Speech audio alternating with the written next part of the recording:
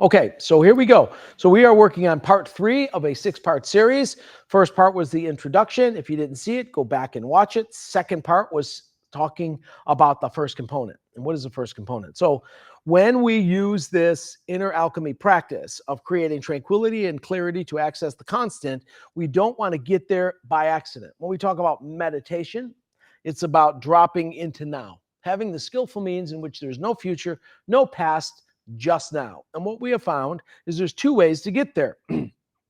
Inspiration. So meditation is often mistaken as only Chan, sit and forget. And it's true, but you meditate, everybody meditates. They just don't know it. And it happens almost on accident. Meditation is any time you forget about time. When you look and you say, oh crap, I'm late because you were talking to someone you loved. Guess what? You were totally engaged. You were meditating. Maybe you're doing a craft. Maybe you're playing an instrument. Maybe you're gardening. Whatever. When you lose time, that's meditation. The problem is it kind of sneaks up on you. It's not really formulaic and it's kind of organic, kind of like humor or love. Just kind of happens, happenstance, happiness. Okay, well, we need something a little more reliable than that. So one is inspiration. Another is desperation. Another way to get dropped into now is when you're brought into it like a diffusing a bomb is what I use. Red line, red wire, blue wire. You're not thinking about breakfast, you're thinking about the damn wire, right? So we learn that sometimes when situations are really intense, you can collapse into now. Traumatic situations, people even leave the body, or time slows down, jump out of a plane or get into a car accident, time slows down. It's horrible, but it kind of shows you how the consciousness can pull out of time and space in an effort to protect itself. Well, we want to kind of key in on some of this. So what we introduced last lesson was the primal breath, using the breathing technique and then exhaling and locking it out long enough so that the mind starts to say, hey, wait, when's the next breath? So we're tricking the limbic system, tricking the mind into having the only one problem, which is the next breath. We're getting your attention by creating some type of false trauma, which is the next breath. That's really important because often when people want to meditate, they think they can go from like everything to nothing. You can't. You've got to go from everything to something to one thing to nothing. Otherwise, you're going to sit there for your 20-minute meditation as if you were in like timeout, waiting for the bell to ring. That's not a good plan, okay? So we want to have a method in which we can clear out this turbidity of mind by creating one point, which in this case is when's my next damn breath? Primal breathing will get us there.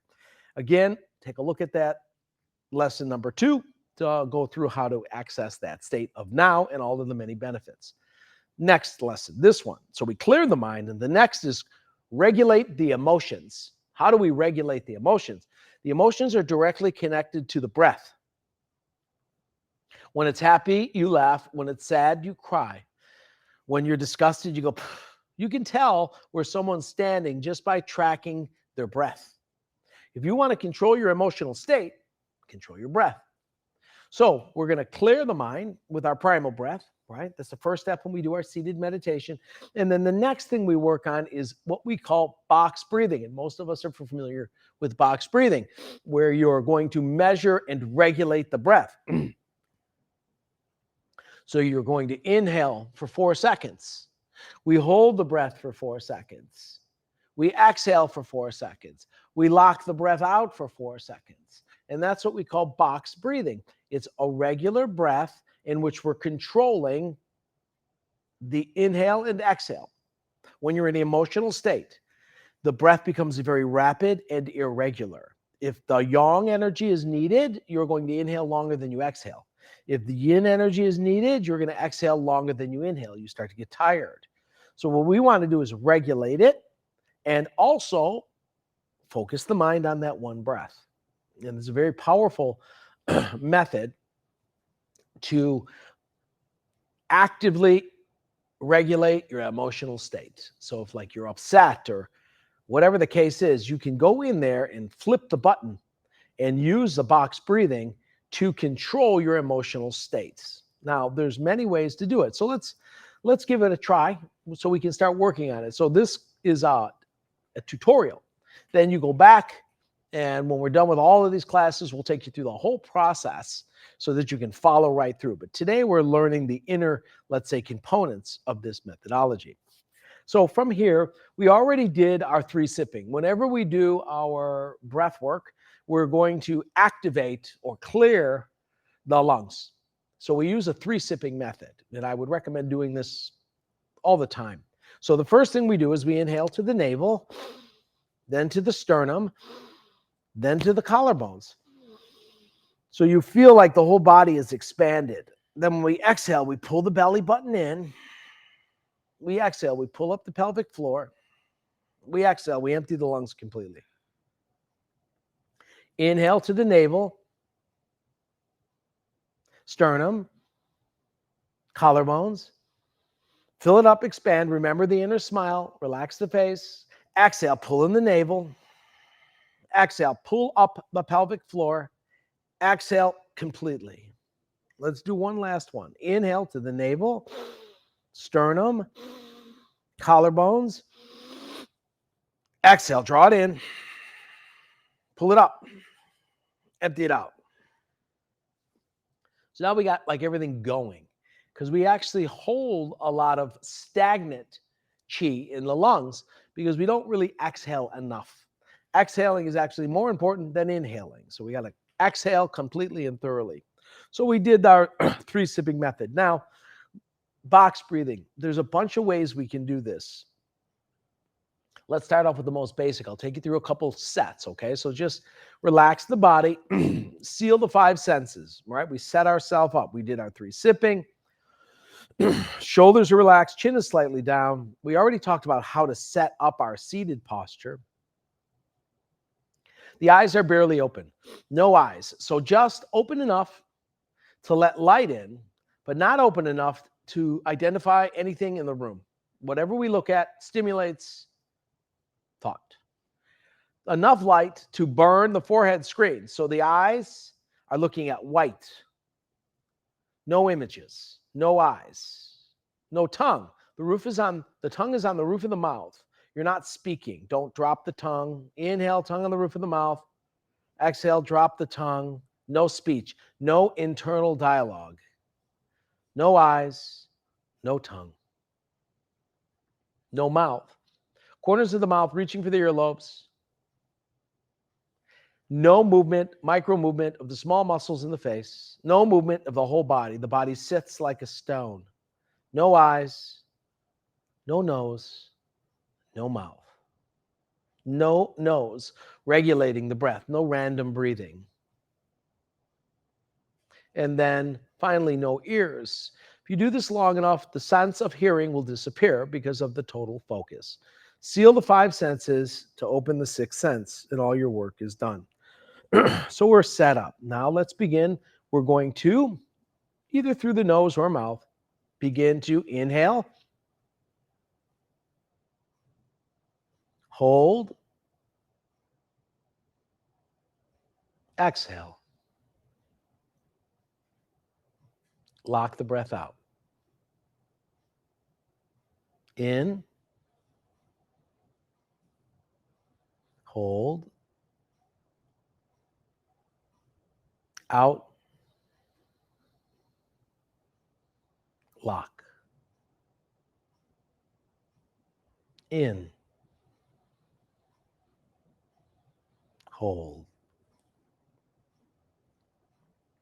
out, lock.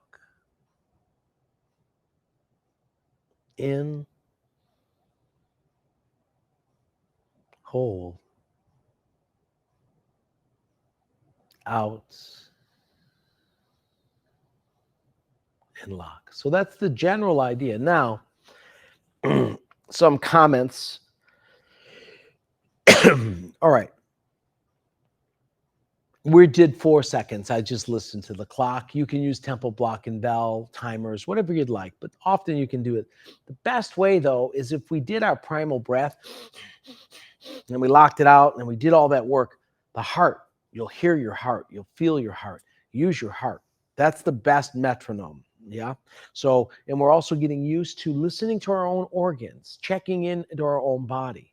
So when you inhale, listening for the heartbeat, feeling the heartbeat, hold for the beats, exhale for the beats. Let the heart be the metronome, okay? At first, it's a little difficult. I understand completely. Use a clock or use some type of app, okay? Now, next step. Tongue is on the roof of the mouth as you inhale. Keep it there as you lock the breath. Drop the tongue as you exhale. Leave it down as you lock the breath. And what that will start to do is generate the peak elixir, okay? In other words, the saliva. So if you do it enough, what's going to happen is your body thinks you're eating. You'll start to salivate. This is excellent. One, once you get a good full mouth of saliva, swallow it 3 times, right? Gulp, gulp, gulp. And that'll start to really help with digestive enzymes as well. But this keeps everything hydrated. We want the upper body cool and moist, the lower body hot. Yeah. So that's a really important piece. So while we're doing our box breathing, we want to incorporate our tongue and really try to make sure we activate that elixir, the upper water. Yeah. Next, lengthen the breath. So maybe now you do 6 heartbeats. Maybe you do 8. Maybe you get up to the point where you do 10. You see if you can lengthen the inhale, lengthen the hold, lengthen the exhale, and lengthen the lock. Don't put yourself in a state of stress, but the longer we can keep that breath, the more you're going to have control. Also, the more time is just going to shoot by. We want to keep focus. If it's too easy, the mind will wander. We have to have something that's a bit of a challenge so that the monkey mind doesn't just run around the room. It's a problem-solving organ. As soon as it realizes I've got this problem solved, it's going to try another problem while you're doing this. So we have to have something that's like completely captivating. So we use the box breathing. We're counting breaths, we're managing it, so we're tasking the mind. And this is important because remember, we can't go right into everything on your mind, sit down and go into nothing. It generally doesn't work. Everything, something, one thing, nothing. That's how we work this. So when we do box breathing, it's really important that we use these techniques. Another thing we can use while you're doing your box breathing. When you inhale, look up at the forehead. When you hold, look at the forehead. When you exhale, as you're exhaling, the eyes descend boom, to the navel, and then they stay. Then as you exhale, the eyes, imagine, they're rolling up the spine for the 4 seconds. And then they lock. So the eyes are rolling up, holding for 4. They're descending down for 4. Drop for 4. Then bring them up, because then what you're going to start to do later, we'll start to teach you some higher inner alchemy, which is the activating the microcosmic orbit and mixing Kan and Li. So this is more advanced. Right now, we're just trying to go into tranquility and clarity, but let's start laying some groundwork, because there's literally over 100 different meditation inner alchemy techniques that we could use our breath work. So this is, we're not just breathing in and out, we're using all kinds of inner techniques. So it looks like you're sitting there, outwardly just sitting there, nothing. Inwardly, there's so much happening. And that's a really powerful way to focus the mind and not let it just drift. But then we're also getting used to the subtleties of moving the internal energy around the body.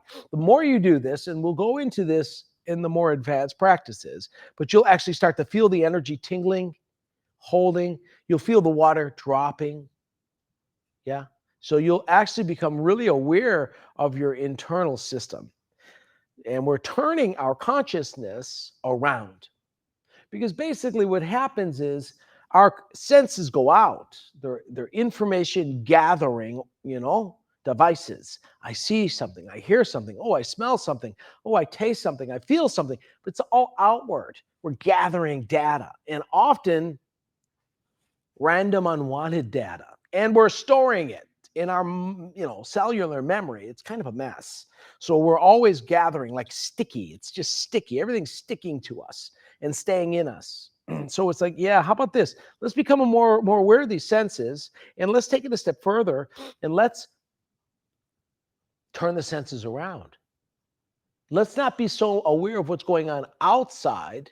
Let's become hyper aware of what's going on inside. Can you hear your organs? Things like that. Can you feel your energy? That's what we're looking for. So, and then later you'll see, the different colors. And so we actually literally start to change. You'll hear, you'll smell, all these internal senses. There's a Jing, Qi, and Chun we talk about in the Donghan Taoist tradition. The Jing is a physical body, Qi is energy, and Chun is consciousness. So the ear is a Jing formation. So let's talk about the five senses, because that's ultimately what's getting in the way of our tranquility. So the ear, yeah, Jing. Here's my ear. I could pull my ear. That's cool. But, so that would be the Jing. The Qi is, yes, it could hear something in the room. Yeah, I can hear music. But there's a Shun too, You can hear stuff that's not being said. You can remember the sound of your grandmother's voice. That's Shun. We want to start to cultivate the Shun organs too, not just see what's in the room. We want to be able to internally see. You can remember smells, tastes. So that's the part, inner alchemy, activating the five Shun senses deliberately and actively. Because if we can do that, then that means we can turn them off from randomly gathering external data. It's that unintentional external data sticking to you that starts to bubble up on the forehead screen and create all the turbidity. It's like you have all this data, it's not being processed. It's random, it's often negative, and it just bounces around in your head. So, one, we've got to clear it. Yes, that's why we do this stuff. We do our breath work, we do healing sounds, a lot of work just to clear it. But then, two, we've got to stop taking it back in. That's really the key. And how do we do it? We learn to control the five thieves, we call them. Seal the five to activate the sixth, and all your work is done. The sense that's aware of the senses. So very important piece. So during meditation, we're not just sitting there, trying to go into this blissful state of no thing, which is awesome, but we're also learning how to manage our sense organs. So they're no longer just randomly catching data and storing it in our body, and then later kind of dropping it into our head, creating this turbidity. So when we sit, we work on primal breath, clear the smoke out of the room, box breathing, regulate the emotions, start to turn the senses around.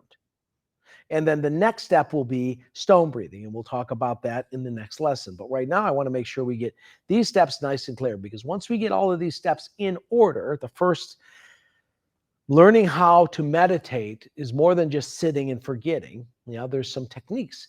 But once we get that foundation and platform, then we have so many other methods that we can use built on these skills. But if you don't have these skills, a lot of the other stuff is kind of fanciful thinking. So that's as far as we're going to take it in lesson 3. And then next lesson, we'll begin the stone breath.